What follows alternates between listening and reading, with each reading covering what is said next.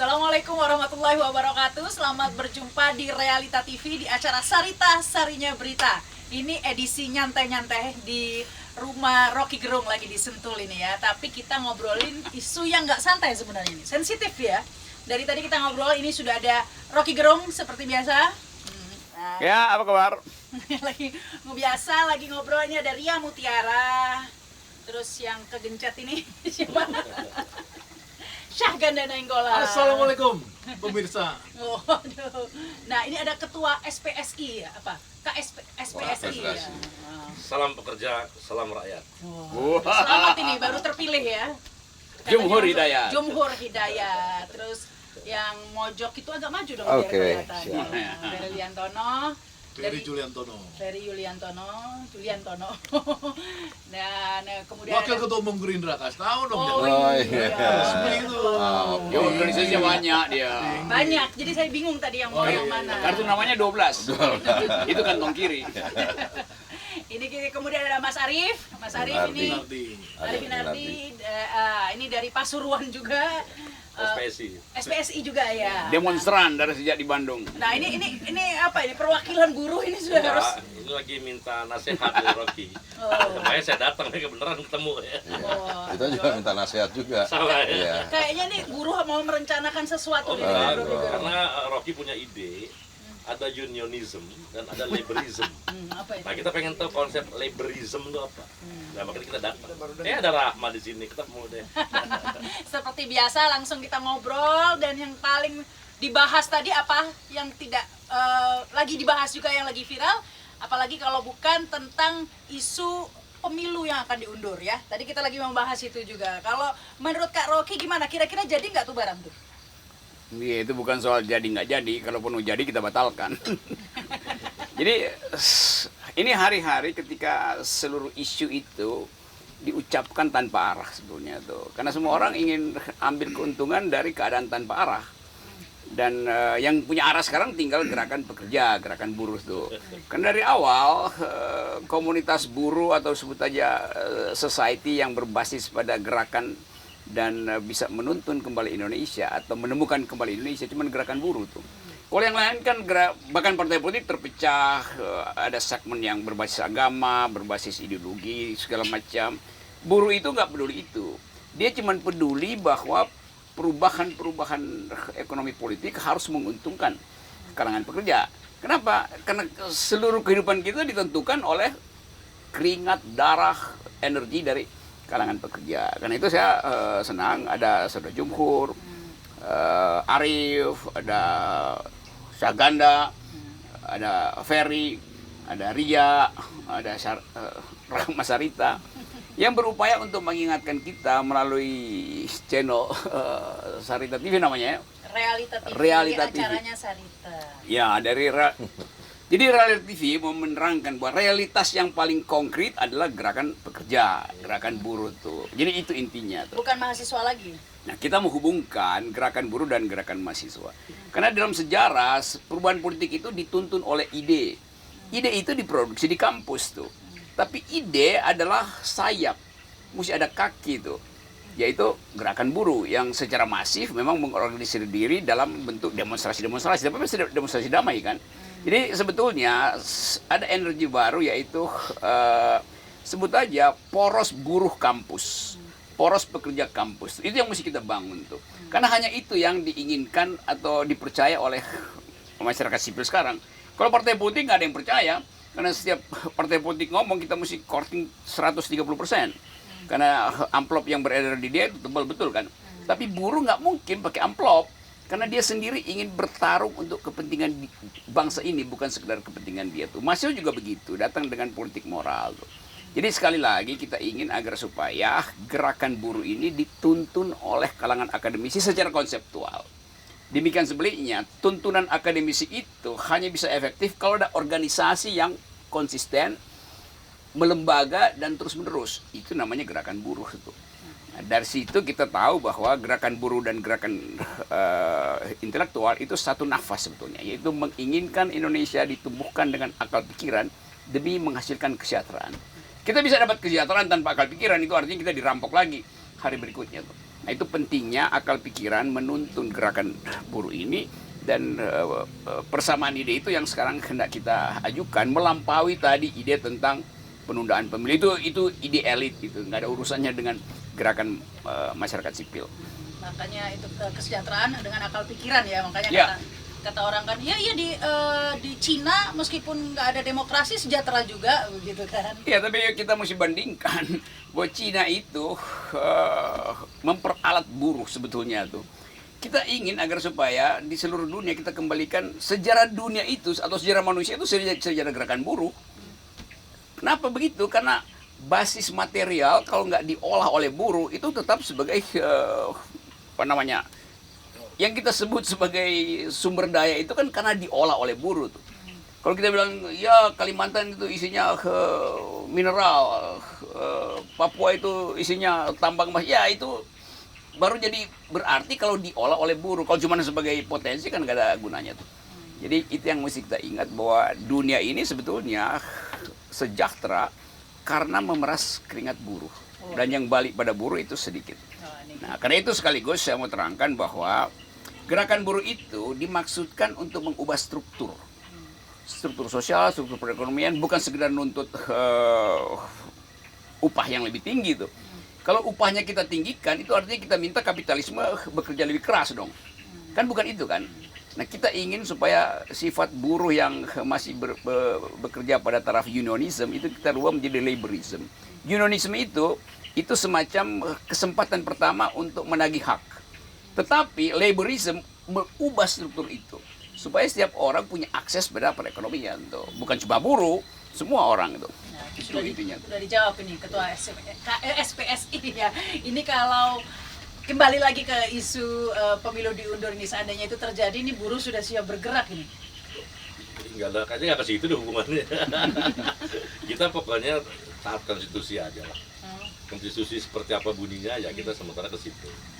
Jadi nggak, kita ya tadi apa itu terkait dengan laborism atau tidak ya saya nggak tahu ya. Pasti yang saya tahu di Undang-Undang Dasar kan setiap 5 tahun. Kalau ada pengunduran ya gimana kita nggak ngerti juga itu prosesnya. Ya, karena orang bertanya-tanya juga ya, ini sebenarnya untuk kepentingan siapa sih? Ini ketua partai, ada beberapa 3 ketua partai ya yang mendukung pengunduran pemilu ini. Sebenarnya untuk kepentingan siapa? Untuk kepentingan partai itu atau untuk kepentingan pemerintah gitu kan? Nah, karena nah ini ya. Nambahin boleh nggak? Iya, iya. Nah, Jadi Nah. ini kita ini buruh ini konsentrasi omnibus law, Undang-Undang nomor 11 itu gimana caranya itu dibatalkan, itu ya entah presiden mengeluarkan perpu atau apa.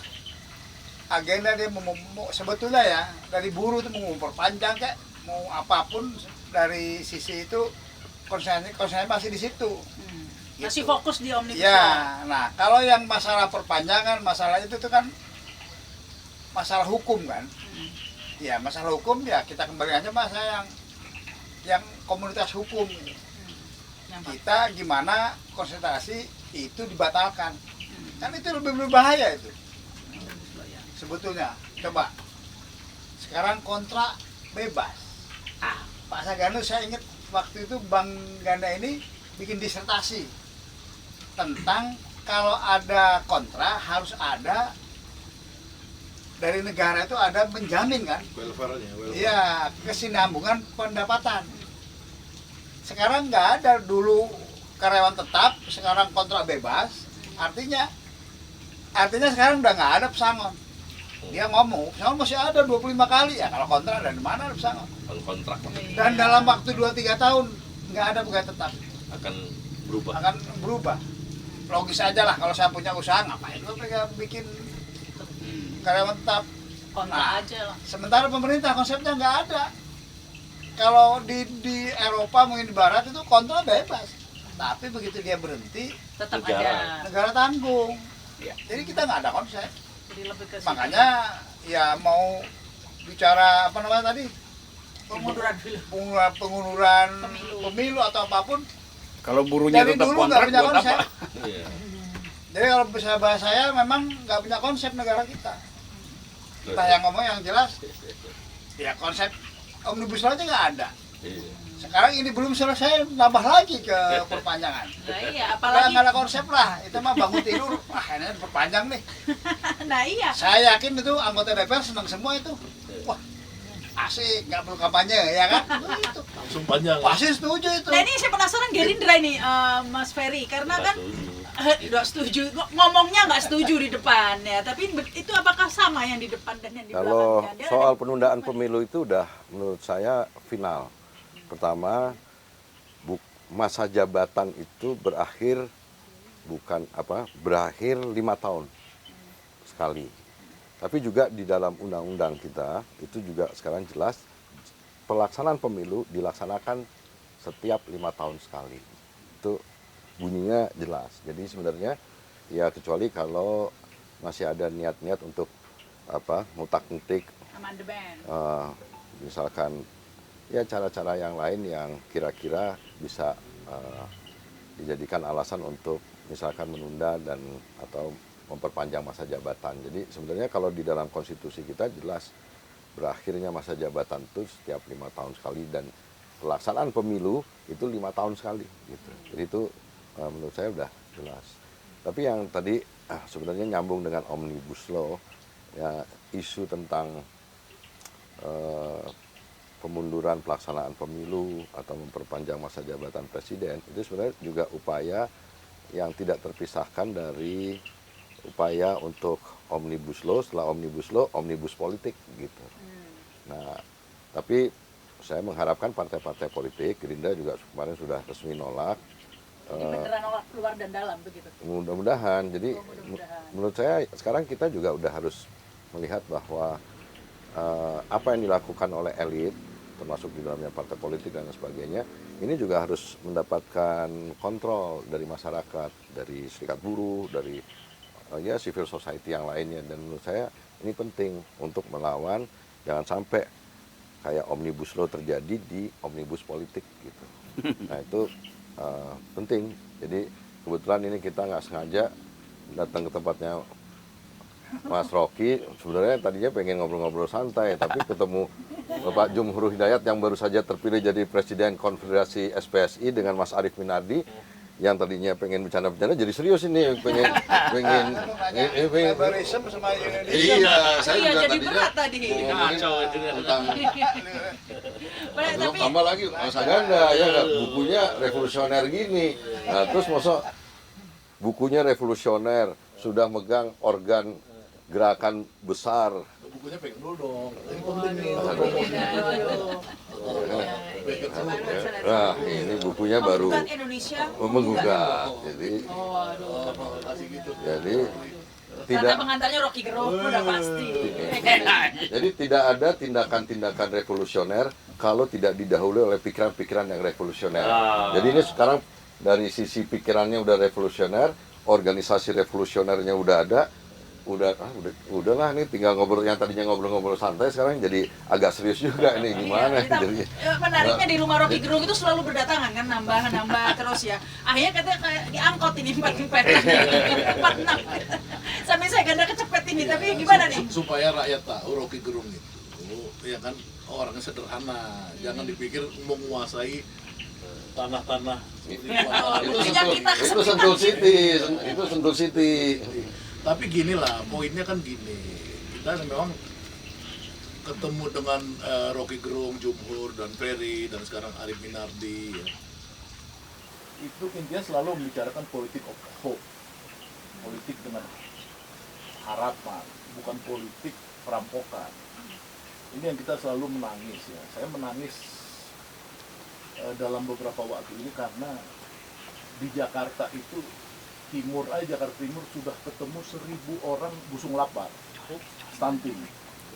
Di Semarang itu, kalau nggak salah saya Semarang, Data dari mana loh?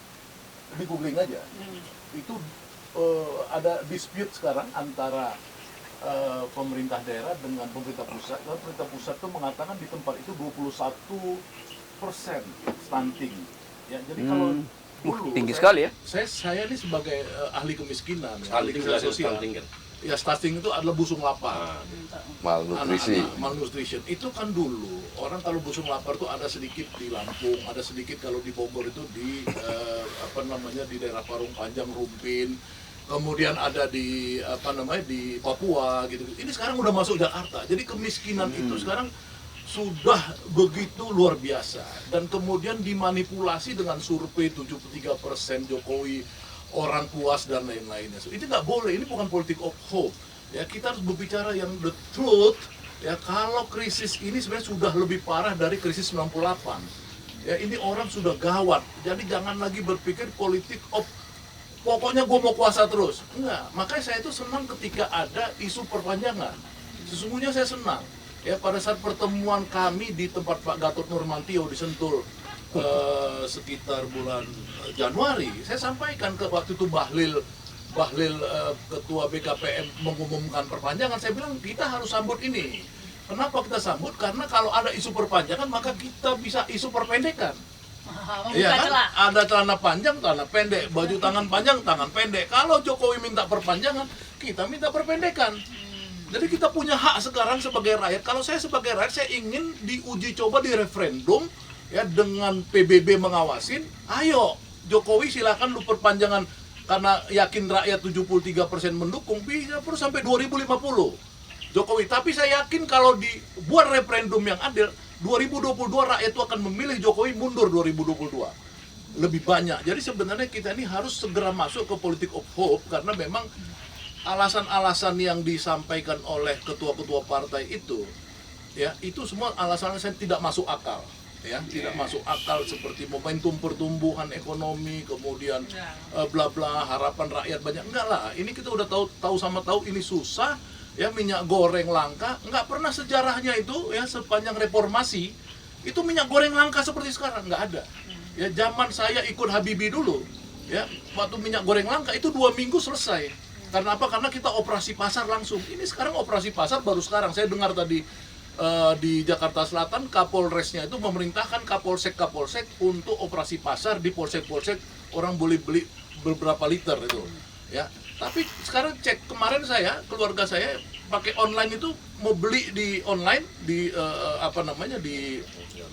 semacam Alfa, Indo apa segala, kosong.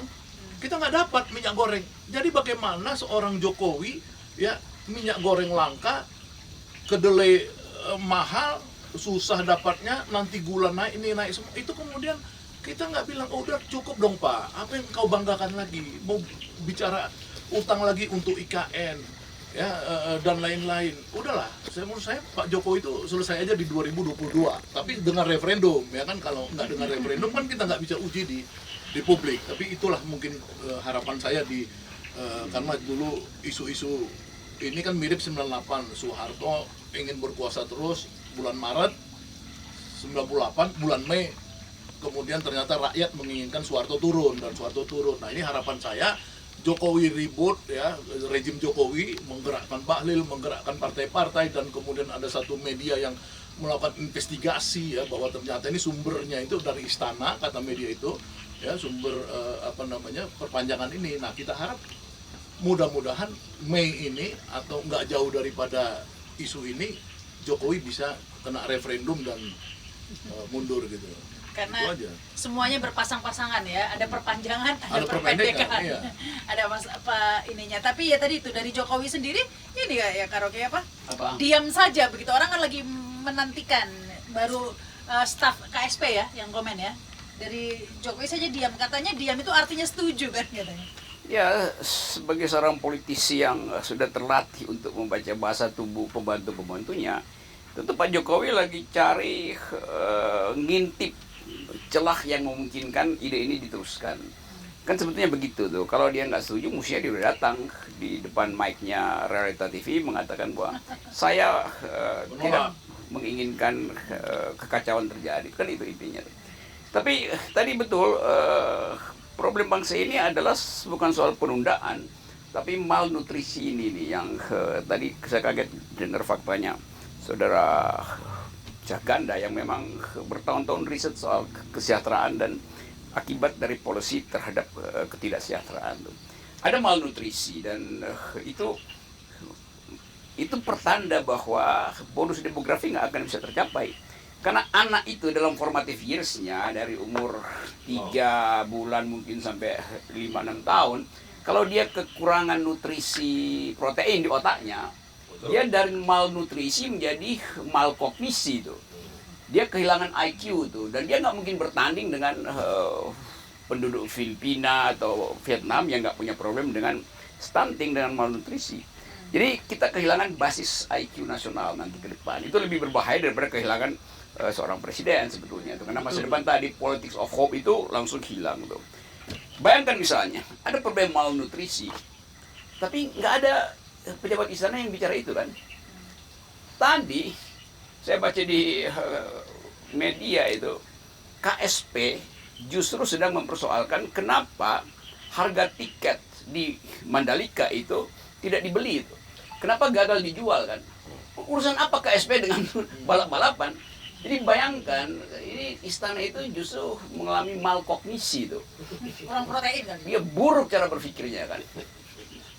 Coba bandingkan ini isu kesejahteraan ada di depan mata tuh. Stunting sekarang 10 juta orang Indonesia anak-anak itu mengalami stunting. Tapi yang diurus adalah tiket di Mandalika. Itu absurdnya tuh.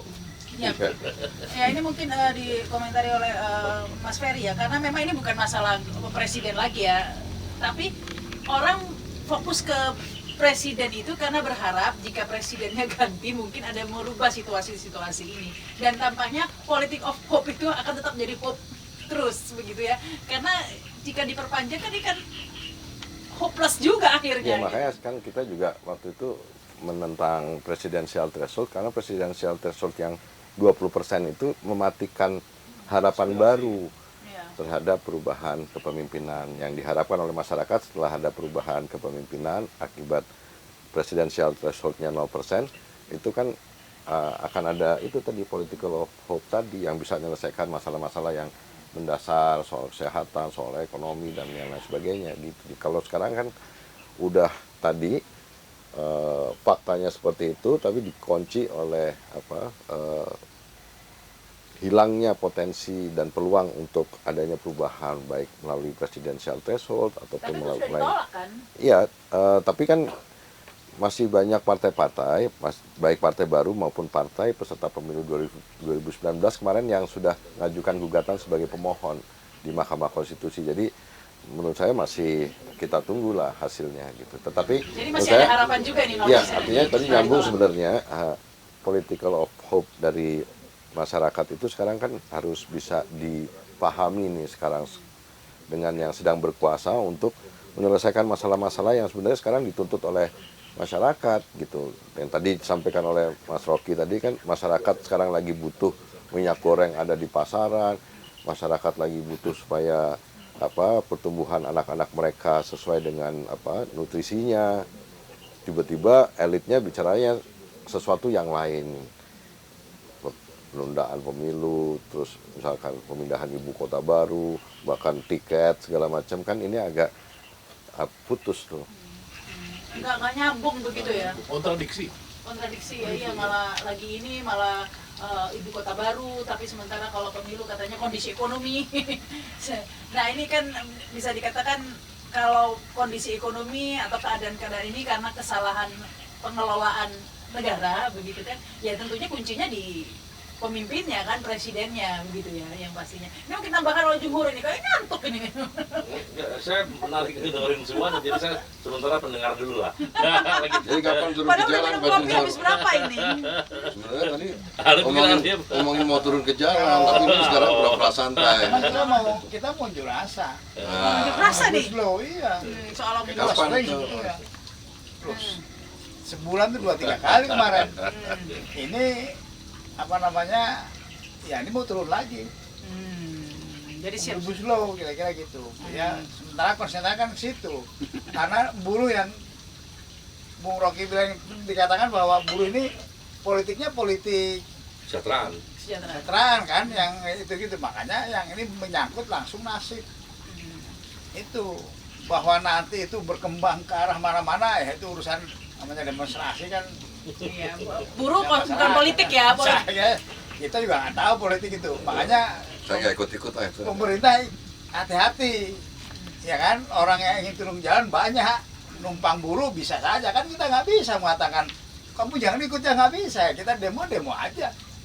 Dan masih juga lagi konsolidasi buat demo nih.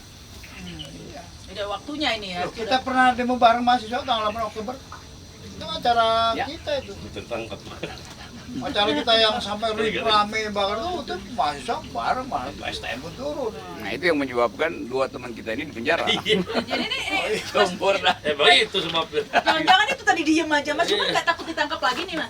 Enggak, kita nggak apa-ngapain. Kan katanya mau ngapa-ngapain nanti mau turun bicara. Arif itu. Dari belakang aja ya, ini tetap Ya, jadi politik of hope itu kan politik kesejahteraan. Jadi kalau teman-teman buruh memang realnya di situ, ya kan Rocky tadi udah mengatakan beda unionism dengan laborism. Laborism itu kan mereka nanti di negara-negara yang kemudian di barat berkembang jadi welfare state, mereka ada partai buruhnya. Di sini kalau belum ada partai buruhnya, mereka memang masih unionism. Udah ada kan partai Tapi ya itu ada Iqbal. Tapi maksud saya gini, itu penting sekali karena apa? Karena ini ya orang nggak ngerti yang ngurus negara. Salah satu instrumen redistribusi negara ini kan berdiri untuk mensejahterakan rakyatnya. Every man is equal, ya kan, dalam sebuah negara bangsa. Nah buruh ini ya dia tidak dapat upah yang layak. Padahal upah itu di seluruh dunia, upah itu adalah bagian daripada redistribusi kekayaan nasional supaya rakyat itu merasakan. Nah mereka ini kemarin naik 0,87%. Ketika inflasi begitu tinggi 0,87%, pada saat yang sama subsidi yang dilakukan pemerintah makin kecil. Kalau dulu misalnya dapat 600.000, ya kan sekarang makin 300.000, sekarang makin susah, ya kan makin sedikit jumlahnya. Jadi tidak berhubungan dengan welfare. Apalagi nanti tahun depan sudah tidak ada lagi cetak uang 1.000 triliun karena IMF sudah minta kepada Bank Indonesia supaya tidak cetak uang lagi, ya kan, ya cetak uang quote and quote itu, maka kita ini akan rontok. Nah pada saat rontok ini, ya itu dibutuhkan pemimpin baru yang memberikan harapan kepada rakyatnya. Nah Jokowi ini sudah tidak ada harapan. Ya Jokowi ini hanya main manipulasi quote and quote survei. Ya saya ini kan dokter ahli survei di bidang kuantitatif. Jadi kalau survei-survei itu saya ketawa aja dari dulu. Ya kan nggak bisa survei itu kalau dia kuantitatif kamu benturkan dengan kualitatif. Ya kan kualitatif orang ngantri minyak goreng gimana di survei bisa tiba-tiba 73%. Itu udah betul-betul dia itu apa namanya melanggar akal sehat. Nah ini mungkin akal sehat nih bagaimana sih sini ahli akal sehat ini. Silakan ini Kak Rocky. Ya yang kita bicara hari ini adalah upaya untuk mengingatkan kembali tanggung jawab sosial negara sebetulnya kan. Iya. Boleh nggak ada korporasi? Boleh aja. Boleh nggak korporasi melakukan akumulasi yang memang watak korporasi melakukan akumulasi. Tapi bagi negara yang punya pengalaman kolonialisme dan berjanji untuk mensejahterakan rakyat, akumulasi itu mesti dipastikan terdistribusi secara adil. Kan itu kan, dan itu ukuran-ukuran keadilan udah standar itu, Gini ratio, disparitas 1% berbanding yang 90%. Jadi sebetulnya seluruh fasilitas konstitusi kita memang menjamin buruh itu tidak boleh dimiskinkan itu. Dan kalau kita pelajari hukum perburuhan, Menteri Perburuan itu harus pro buruh. Yang terjadi kan ajaib kan. Demikian juga pemimpin-pemimpin organisasi buruh harus pro buruh. Bukan dia jadi speakernya pemerintah justru. Jadi di situ kita lihat ketidakmatangan para pemimpin buruh yang kadang-kala jadi humasnya pemerintah aja tuh. Nah sekali lagi saya kira penting nanti kita bikin pertemuan yang agak Tapi untuk sedikit nyambung itu. ya. Omnibus Law itu kan investasi. Nah, Undang-Undang Ketenagakerjaan ini masuk di situ, itu kan perlindungan. Tadi Bung Heri bilang ada omnibus politik. Nah ini ada omnibus perlindungan kalau mau. Nah, tenaga kerja ini jangan dimasukin di investasi. Kalau Memang itu tenaga kerja masuk di investasi, bukan perlindungan lagi. Seolah-olah negara tuh, investor datang nih, tenaga kerja gua bayar sana aja deh. PHK bebas deh, terserah lu. Kan gitu ini kan, dimasukin. Iya. perlindungan beda harus dikeluarkan. Itu yang kita perjuangkan sebetulnya. Saya kira betul, dan kita mau ingatkan ulang bahwa buruh punya bukan sekedar potensi, tetapi hak untuk menuntun negara ini. Karena yang kita sebut ide kesejahteraan, keadilan sosial, itu penderita pertama adalah buruh, itu terutama buruh perempuan. Kalau kita lihat, Makanya kita memilih Pak Jumhur iya kan, betul itu. supaya ada, kalau kita kan apa namanya, Ya, jadi Jomhur saya kenal, aktivis, nggak ada takutnya, bahkan pernah jadi menteri, jadi pejabat setara menteri di zaman SBY, masuk keluar penjara udah berkali-kali, tapi dia tetap tahu bahwa Indonesia harus ditemukan kembali.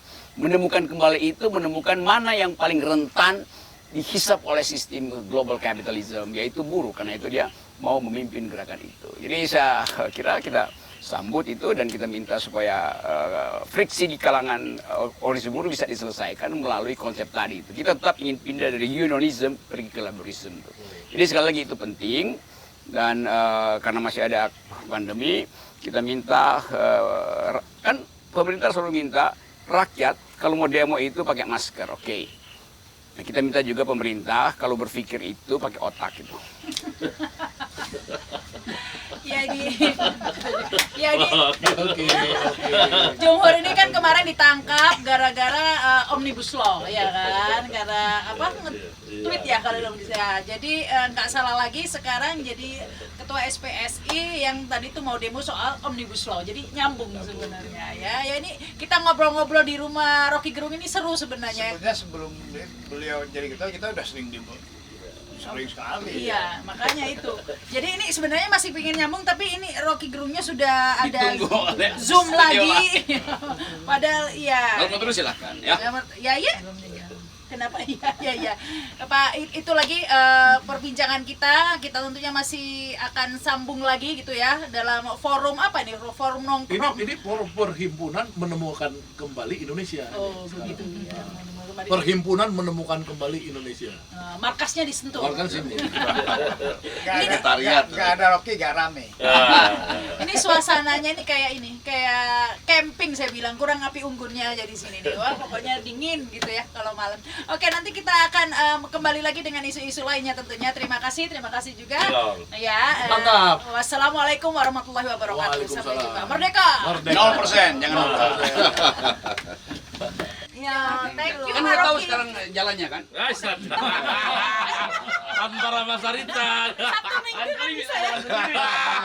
Badung deh. Oke ya. Sok-sok jual mahal ternyata. Aduh, udah apa jalannya.